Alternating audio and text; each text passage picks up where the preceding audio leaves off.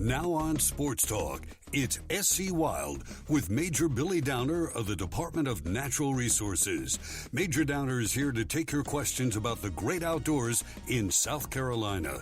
Give him a call at 888-898-2525. It's SC Wild from DNR on the Sports Talk Radio Network. It's so good to have Major Billy Downer with us here on this Wednesday night as we come to you from Charleston Southern. But tomorrow night on the Palmetto Pigskin Tour, we will be visiting the Major's alma mater of the Citadel, El Cid, where he spent many a day, many an hour learning how to be a Citadel cadet, which, of course, has served him well with the Department of Natural Resources. And tonight he's out in Texas. Before we talk about that, Major, great to have you with us tonight. When I visit the Citadel tomorrow, what should I be looking for that you recall with great fondness? Oh, well, let's see. The list is short. I'm just kidding. 2nd Battalion, of course, is always my favorite. 2nd Battalion Tower, even though it's been rebuilt. That to me, and, of course, Summerall Chapel are two places to me that stick out. At the Citadel always will. The ring on the way in is always fun now they've done that, but that wasn't there when I was there. So 2nd Battalion Tower has kind of always been that staple. That's the big tower where in the barracks, Paget Thomas Barracks, in the middle of the parade field. You look back there, you see that tower, and then also Summerall Chapel. But the main news tonight is we are not live from Charleston Southern. We are live from the Texas Game Warden Training Center in the middle of the great state of Texas. What have we learned out there so far? That everything is truly bigger in Texas. Yeah, no question. No, we're meeting with basically conservation agencies from across the nation, law enforcement, talking about training, equipment, and ways that we can improve in each area of those areas, kind of comparing what each division is doing across the country and what we can help each other with and learn from. So it's been a good 2 days. Got one more day tomorrow and then heading back home, but it's been a good time out here in Texas. It is a beautiful facility here. I don't know how many 100 acres they have on this campus. It's very nice. So it's been great to be here and be their guest for this week. How many folks from South Carolina are out there? Me. That's it. Just you? Just me. Basically one from each state. So it's me. And they got me. What are a couple of the most important things that you will take away from your time out there? Well, it's going to be training initiatives, how other agencies are training. The things that they're doing, some of their advanced training they're doing for officers that have been on for a good while. They have a ride-along program that in Texas here that's doing really well, but we have an interest in trying to start back. It's something I did when I was at Citadel, as you mentioned, that we'd like to start back as well. It gives people a person that's interested in having a job at DNR or being an officer a look at what we really do so there's no surprises when they come in the door.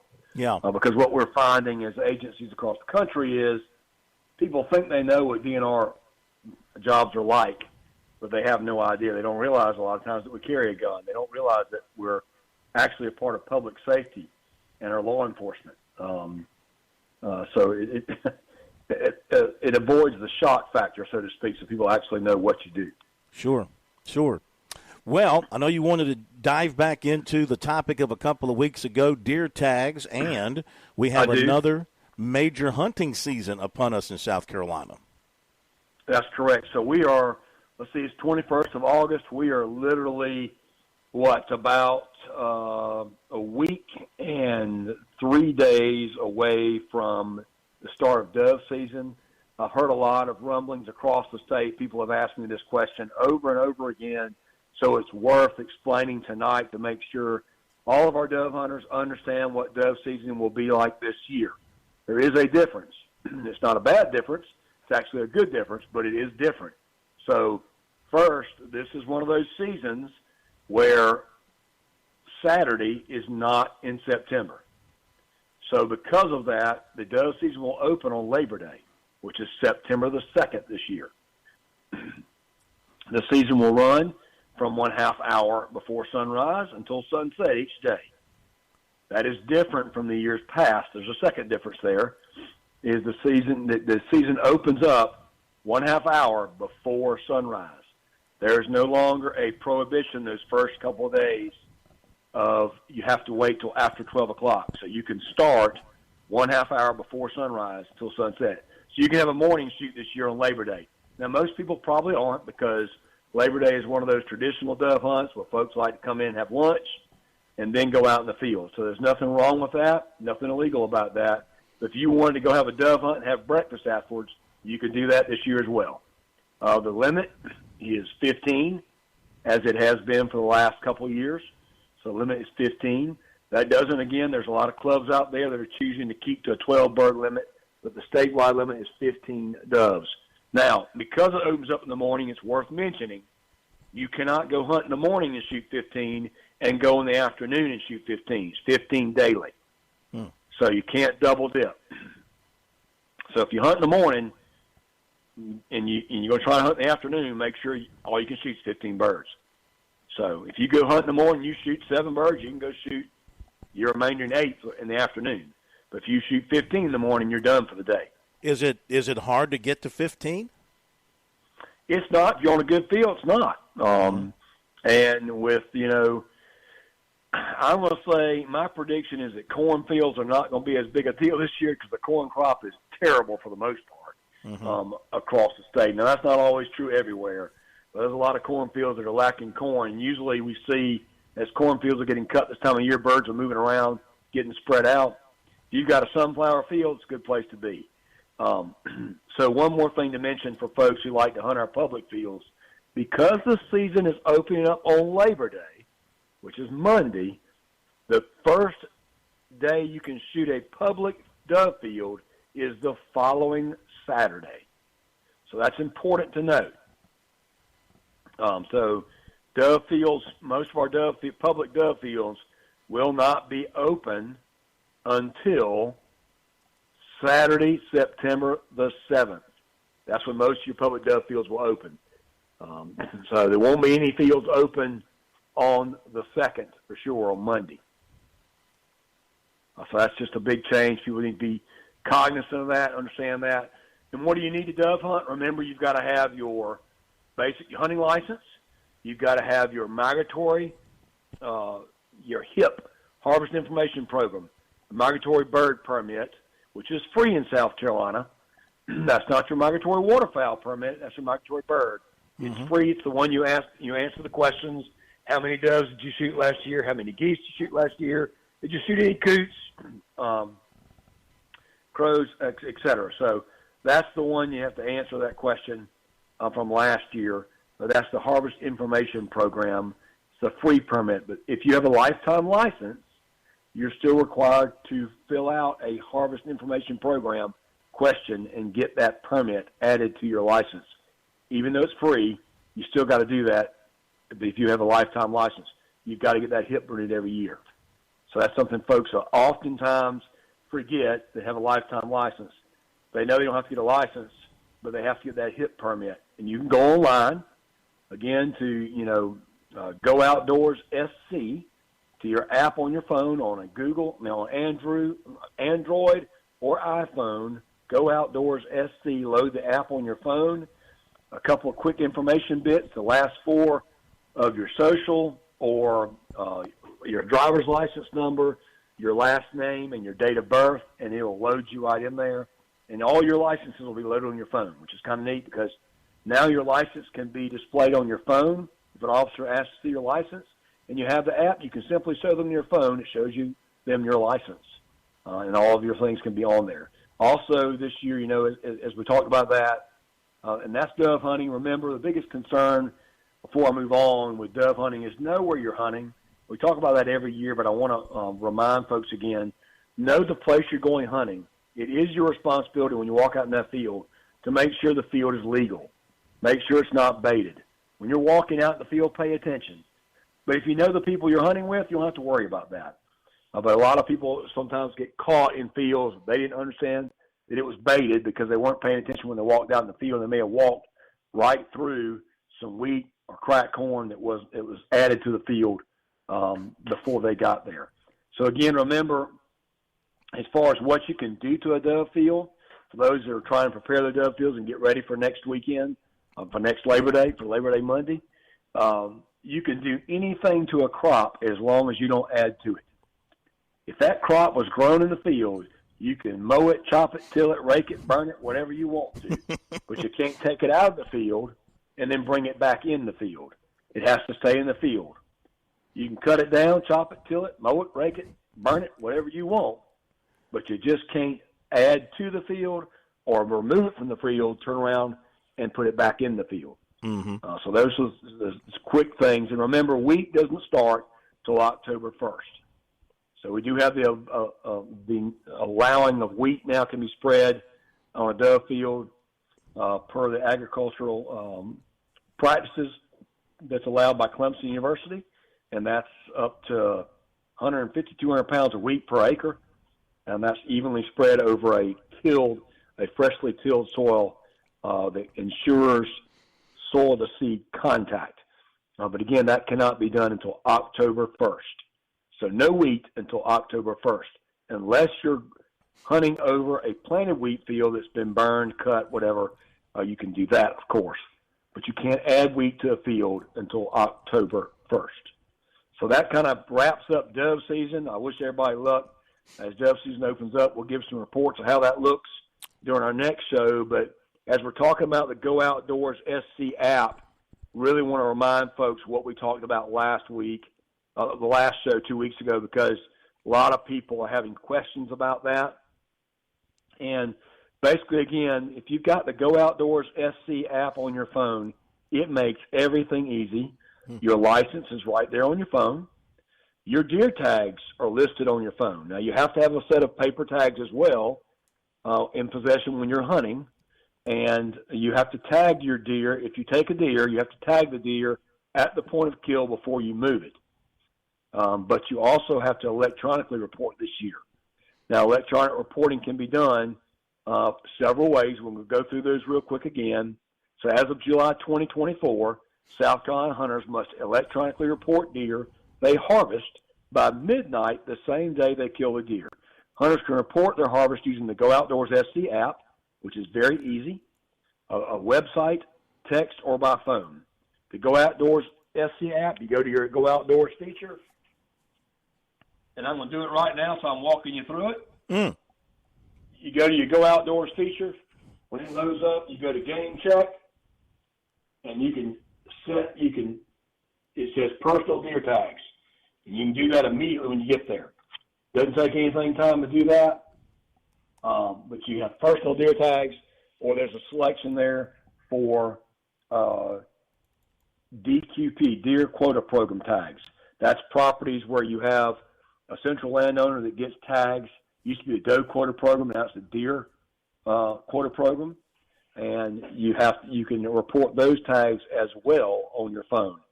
If you're not the owner of the land where the tags are, or the club owner or the club president, you still have the ability to report through the Go Outdoors SC app. You simply put on there the doe quota program. You select that instead of personal tags, doe quota program tags, and then it's going to ask you a couple extra questions. What's the property name? Or it's going to ask you for the number of the property. And your tags have that number on them. It tells you what that property number is. And then it's going to ask you, like it does on the Go Outdoors on personal tags, it's going to ask you for, if it's a buck, how many antlers, points. It's going to ask you the date of the kill, county of kill. It's not going to ask you to tell you what stand you went on. It's not going to ask you exactly what club you're on. And if you are reporting for a DQP, that property number does not go into any public list. So there's not any public list out there that's going to say, well, Billy Bob's Hunting Club killed 45 deer so far already. That's not there. But there is a really cool app that you can go on through the digital backpack, and you can look at where deer have been taken in the year so far, which is really cool. A lot of people enjoy that with the turkey app, but the same thing with deer. But besides the Go Outdoors SC app, you can go on the website. You can go to GoOutdoorsSouthCarolina.com and enter your harvest information there. You can text HARVEST, HARVEST, to a number that's provided online. You can go online and look at that. But it's 1-833-472-4263 and follow the prompts. I don't expect folks to remember that on the radio here. But if you go to Google and Google SCDNR Deer Reporting 2024, it gives you all of these options at the very top of the page. You can also call in. Again, that number, 1-833-4SC-GAME. That's 472-4263. Call that number, and you can answer the prompts as they come up to you on the phone. So there's a variety of ways to report your deer take this year. Remember, you have to have paper tags in possession when you hunt deer, as always, and they have to be tagged at the point of kill before they're removed. And that's done through the back of the leg, as always. But in addition, you need to report your deer digitally to the Go Outdoors SC app. It's probably the easiest way. And that's really what, if people ask, last show, and Jay explained it, Jay Cantrell did, but I don't want to mention it again because it's worth mentioning. Mm-hmm. People always ask, how many deer do we take? And most of the time it's been a guesstimate based on surveys that are sent out. This electronic reporting will give us accurate information about our deer take every year and will help us in the future to make better decisions to manage our deer herd. So it's important that we support the Go Outdoors SC app and electronic reporting because it's going to help us in the future, help our department manage the deer herd for years to come. So I'm not afraid of it. I welcome it. I think it's going to be a lot easier for us. Eventually in the future, maybe we'll be able to just electronically tag, we'll see, and not have paper tags anymore. But right now, we still got a paper tag, and you've got electronic reporting as well, just like turkey tags this past year. So this is the first deer season with this. A little bit of angst out there with folks. It's something new. It's really not that hard. You can report on your phone in little as 30 seconds to 45 seconds. Promise you it's less than a minute to report everything. So it's very, very easy if you got your phone and got the Go Outdoors SC app. Also remember, if you need to renew your license, all you got to do is load that Go Outdoors SC app on your phone. If you have it on your phone, you can renew your license right there on your phone wherever you are, your den, kitchen, out in the woods, wherever. You can renew your license right there. No need to go to a licensed vendor any longer. So it's very convenient, very easy. You can order your waterfowl stamps, everything right there. Duck stamps, state duck stamp, federal duck stamp, all on your phone. Very easy. Again, Go Outdoors SC. All right, hang on, Major. While you're out there in Texas, not all that far from you, we have a caller from Missouri listening to us on the web, on our stream. It's Bruce out in Missouri. He has a question for you. So, Bruce, welcome in to Sports Talk and SC Wild, Major Billy Downer. How are you, sir? I'm doing just fine, and I claim to be an old Abbevillean from Abbeville, South Carolina. Yes, you do. I'm 71 years old, and you're giving all this information out, and it's like overwhelming of information that the hunter needs to abide by without getting taken to jail or whatever your event is about. I don't know. But what I'm saying to you is, or trying to get across to you is, now, I changed my status from a United States citizen to a national, and I sent an affidavit to the Secretary of State of the United States of America, who issues passports. And being a national, I have the old rights to hunt or or travel on the highways, the old laws. I would, if I went out hunting, and I have that affidavit with me that the Secretary of State was sent to, and he didn't basically oppose it. He accepted it. After 30 days, an affidavit it becomes the law of whatever you're doing. I'm just trying to ask you, if I went out hunting in, let's say, South Carolina, back home, and I had no license or anything like that, what you're talking about, what happened to me if you came up to me and asked me, where's your license to hunt or this, that, and the other? You have all the classifications that you brought right. into. So let me answer that question. I know where you're asking, where you're going with that. So, Phil, okay. Let's answer that question. So the answer to the question is very simple. If you hunt in South Carolina, out-of-state resident, in-state residents, your residency is what's going to require what kind of license you have to have. You have to have a license to hunt in South Carolina. We all do. Even if we're hunting in our backyard, because the deer, wildlife, are property of the state. That's the way we've always handled that, and that's protect game for everybody, not just one person. So one person doesn't own the game, we all do. And the state is the keeper of that. So the license is the way we do that. So you enforce that with a license. You're required to have a license. Whether you're a resident of South Carolina, non-resident, you still have to have a license. You have to have deer tags, as the law is, to have tags to shoot a deer. You have to have tags.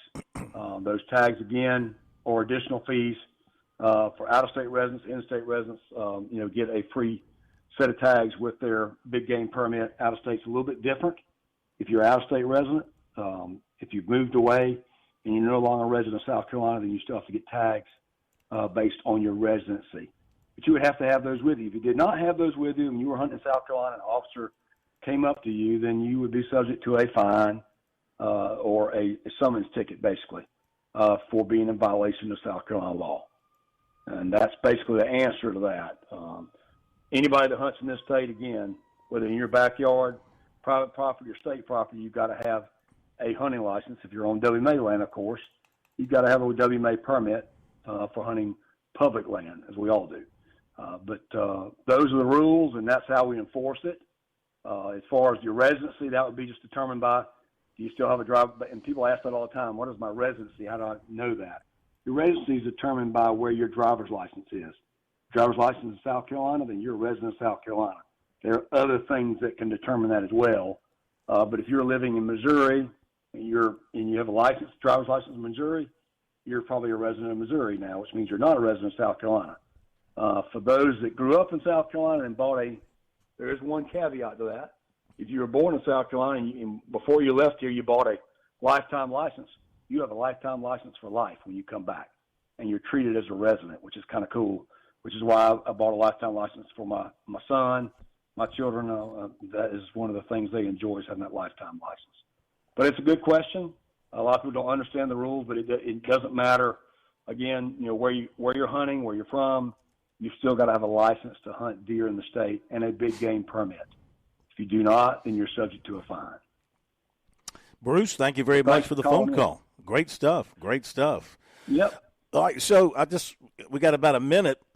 Boy, I tell you what, we got a heck of a weekend, Labor Day weekend, coming up in South Carolina with football and the race at Darlington and deer season and dove season. There's a lot to choose from. That's right. Coming up again. Yep, exactly. Coming up in just a little over a week, we're going to have a big weekend. So Labor Day weekend will be a big one.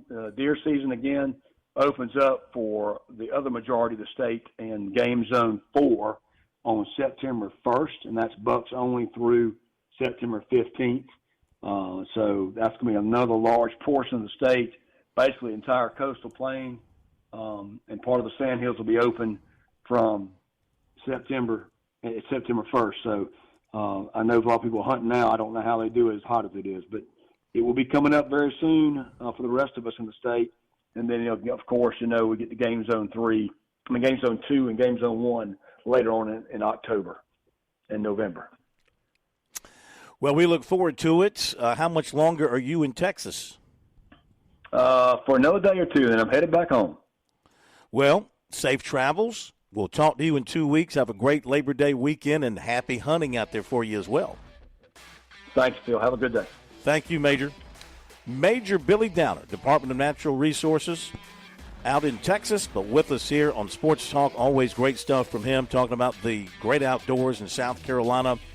Always good to have him with us. Thanks to the folks here at Charleston Southern, coach and players, and Michael Causey, Sports Information Director. Thank you for a great job. We'll see you tomorrow night from the Citadel. Have a good one.